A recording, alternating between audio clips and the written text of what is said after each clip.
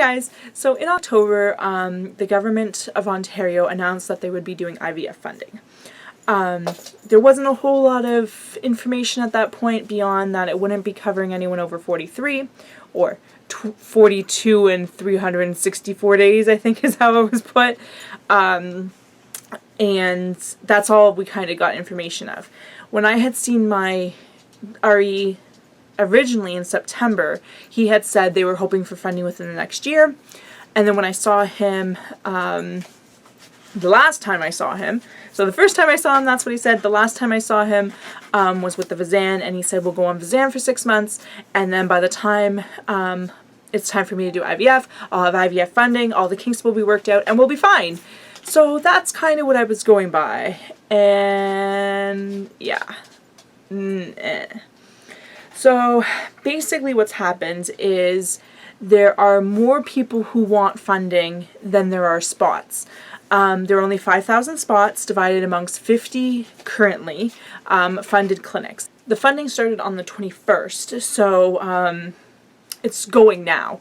But there, as of the 21st, there was 50 different clinics, and there's 5,000 spots. They're not giving like an equal 100 spots per clinic. They're doing it, I don't know how they're doing it, I guess in a like percentage wise, like the more patients a doctor has, the more spots they're getting. Anyway, they are estimating about 20,000 people wanting these spots, and they originally had the requirement of under 43, and now they are recommending adding other requirements as well. As far as I know, it's only per clinic. The clinics get to choose whether or not they want to follow which restrictions, but it's not looking good for me.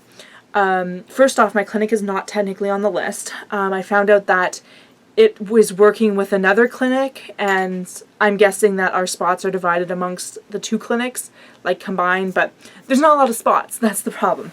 So, there really isn't a lot of spots in general. So, people have been waiting on lists for months, apparently. First I've heard about even having lists available.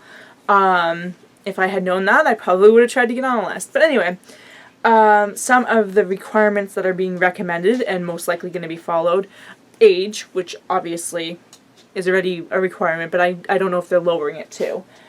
Weight, or more specifically what's called an ASA number, which is kind of like your anesthesia number. Your anesthesia risk, I guess you can say. And because I am in the morbidly obese category, I am classified as an ASA 3. So in order to qualify for funding, they're recommending an ASA level 2, which means I would have to lose 100 pounds. Yeah. On top of that, they're recommending that you have to do IUI first, which we know IUI is not going to work for me because it's not. Like, I have too many issues, it's not going to work. So I don't want to be putting out, even though they are covering IUI procedure-wise, I would still have to buy the sperm. So for me, I don't want to put out that money to do IUIs to maybe get funding. But I'd still have to lose the weight first, and I'd still have to get on a list too. If I had decided that I wanted to pursue funding, I would have to get on a list. Can you get out of my stuff? I would have to get on a list, and then I would have to lose 100 pounds at least to qualify, and I would have to do 3 IUIs. So I don't know how long this would even take me just to get funding. On the other hand, I have the option of paying for it myself. Taylor is just asking for trouble. Where's your bone? Here's your chewy. There you go. Go chew on that. Where was I? I can pay for funding myself, or pay for the IVF myself. Prior to knowing about funding, I had fully planned on paying for it myself. But then when he suggested funding, I then decided to take university courses to get more certification to help me stay in Southern Ontario to live forever. So that has set me back now, and therefore set me back months-wise too. Right now I'm hoping to have everything saved by maybe July or August, but it's just frustrating. because my budget was tight to begin with, and now it's going to get cut down. If you watch my daily vlogging channel, I am sorry, because my life is going to get very boring soon. Because I can't spend the gas to drive around. Like, usually I go to the mall at least once or twice a week and just walk around. Well, I can't afford the gas now and whatnot. So anyway, I'm just frustrated that all this money is going towards something that may or may not work. Just to spit out some stats to you, my chances with my current weight and my level of endo is about 23% chance of me getting pregnant. If I get pregnant because of my wonderful uterus, I have a 38% chance of miscarriage and 25% chance that the child will be born before viability, or born and not survive, basically. So yeah, that's the fun stats of that, and it's a lot of money. But anyway, I'm gonna probably do it. I'll talk about it in another video about some things that I've been thinking about. I'll post the link to the video up here. I'll probably post it Saturday, I think. So if you don't, I think this is going up Friday, so if you don't see the link pop up, check again tomorrow or subscribe, because then you'll find out when it goes up. But I think this is going to go up Friday, and then I'll put that on Saturday. Basically just going through my options and trying to figure out what to do. So right now, like I said, I'm going to be saving like crazy to do IVF. I don't know when I'm going to be able to do it. I have my appointment in January, so I'm going to talk to him about being able to just keep doing the Vizan until I can afford it. I'm pretty sure there won't be an issue with clinics being backed up, because they only have so many funded spots, so it's not like they're going to be backlogged with the funding spots versus non-funded spots. They're still going to have spots for non-funded. Taylor is basically finding every single water bottle in my room right now. Anyway, so I'm pretty sure that no matter what, I would be able to do IVF. It's just a matter of when. I do have a puzzle fundraiser. If you're interested, it's $5 to sponsor a puzzle piece. All the money obviously going to help me pay for IVF. I also have an Etsy shop called Hope in the Making. It's at hopeinthemaking.com. And you can buy stuff there. But yeah, the puzzle fundraiser is $5 Canadian. So for you Americans out there, it's only like $3 because our dollar sucks right now. To sponsor a puzzle piece. And basically, if you haven't seen a puzzle fundraiser before, your name gets written on the back of the puzzle, and then in the baby's nursery, I'm going to put it in two-sided glass, and then you can see both sides, and yeah. So anyway, if you can't donate, please share the fundraiser. You can go right on the fundraiser. The link is going to pop up here some point. It's also in the description box below, and if you just feel like typing it in, it's youcaring.com/Michele with one L, Michele, baby. Basically. So, like I said, I'm trying to save as much as possible. I have my tax return that I'll get back probably in March, which hopefully I'll get.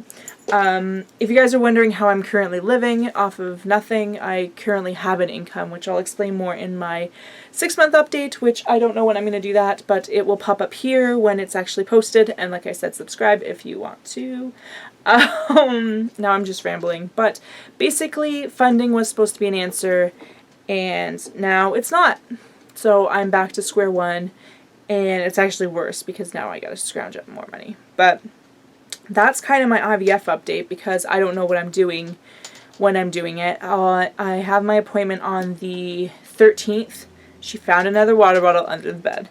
I have my appointment on January 13th. So I'm going down there for that. So I'll hopefully have more of an idea, one, how much it's going to cost me, which I will do an IVF funding update once I know exact cost. But roughly what I'm looking at right now from talking to someone that has used the same clinic is $5,400 for meds, $5,400 for the procedure, $3,000 for meds, $600 for sperm, and I think it was $860 for embryo freezing. I'm not going to do ICSI because I just don't want, it's another $1,400, so I'm not doing that. And then I may or may not do assisted hatching, which I think is only like $300 or $400. So I'm hoping to do assisted hatching, especially if I'm not going to do the the ICSI. So anyway, that's a quick rundown of how much stuff is going to cost, but that's also not including my gas, and I have to stay in a hotel for at least one night.